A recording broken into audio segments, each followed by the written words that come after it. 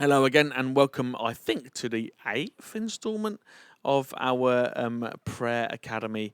I think I've got two more after this, so brace yourselves. In this session, we're talking about another one of the outcomes of having a good prayer life, which is that we become more stable. Okay, we become more stable. There's a few reasons for this. Number one of the first reasons that we become more stable is because if we can just spend maybe 45 minutes every day in a place of prayer, talking to other people, maybe joining in corporately in the prayer meetings that we have going on in church, then what that does is it creates a stable sort of balance to our lives. So when you put stuff into your life that are consistent, your lifestyle starts to become more stable.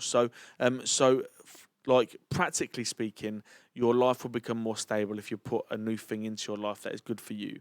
The second reason why you become more stable is because I think what happens is you sort of, when Jesus becomes more real to you because you're experiencing him more often, it's almost like your life becomes more focused in on him and what he's got going on. And so you stop doing some of the things that you might have done before that are unstable, because you realize that actually you want better for yourself because he wants better for you. I love that. You want better for yourself because he wants better for you. You know, one of the main things that I've come to find as a pastor and as a grown up is that when I want better for someone, they soon start wanting better for themselves. We find this with our young people. So there's a little group of young lads that are going around our estate at the moment, terrorising everyone. And a couple of them used to come to our Passion Youth Church whilst we were still open. And I remember one day I was like, "What do you want from life?" And they were like, "Oh, I don't really want anything." I said, "Of course you do. Come on, lads. You know, you got some sort of aspirations. Like, I want really good stuff for you." And then one of them turns around and says, "Oh, I want to be in the armed forces." So I'm like, "Wow, that's amazing." So I'm like, "Oh, how can I help you do that?" I'll tell you what, let me help you by letting you know, first of all, that if you get a criminal record, then you won't be allowed to join the army because they don't have anyone with a criminal record. And he just went, "Really?" I went, "Yeah, that's true. I tried joining when I was a kid, but I couldn't get in because I had this criminal record." And then straight away, I was like, "Oh, my days, I need to change my whole life." I'm like, Amen. Like, yes, you do, because you know that you want something from the future and you want to get to a certain place, you're going to change your lifestyle, aren't you?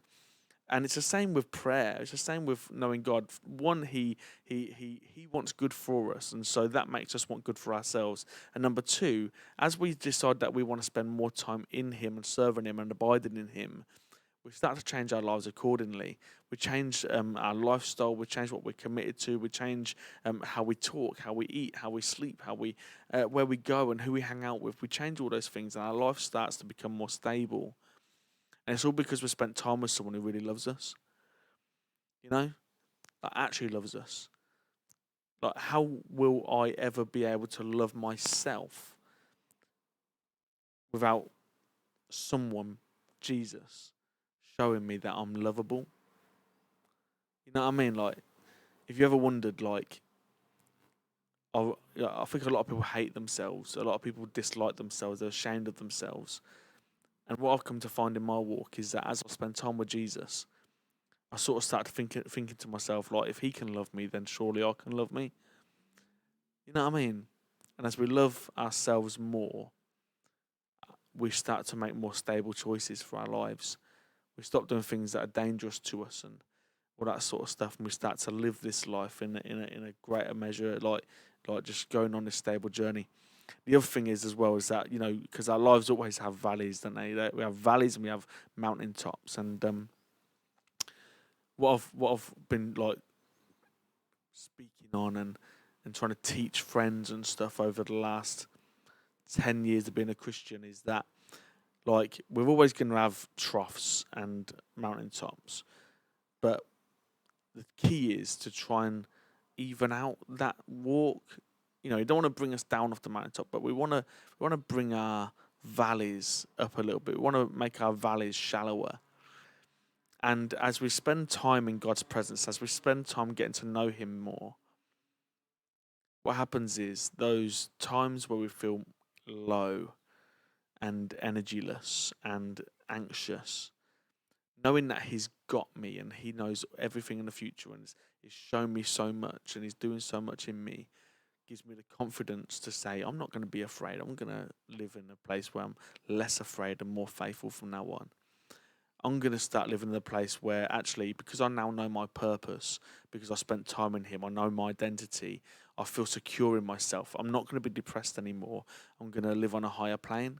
And so our troughs, our valleys come up and they level out a little bit, and we start to become more stable in our walk. And instead of having these massive, big old dips, what happens is it comes to a place where you're on an even keel, and then you have little mountains, and you're on an even keel, and you have little mountains, and the dips just start to disappear. That's one of the beauties of spending time with God. That's one of the outcomes of spending time with God. So, we have 2 more sessions left, and I can't wait to tell you more about the outcomes of spending time with Him. So, for now, I'll say goodbye, and I'll see you in a few minutes.